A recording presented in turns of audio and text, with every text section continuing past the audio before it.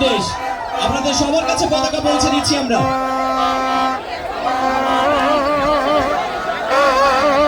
দর্শক শ্রোতা, ফাইনালের সেই মহরণ আর অল্প কিছুক্ষণ, আর মাত্র 43টা মিনিট বাকি রয়েছে। জাহাঙ্গীরনগর বিশ্ববিদ্যালয়ের মাননীয় প্রক্টর অধ্যাপক doctor A K M Rashidul Alam sir.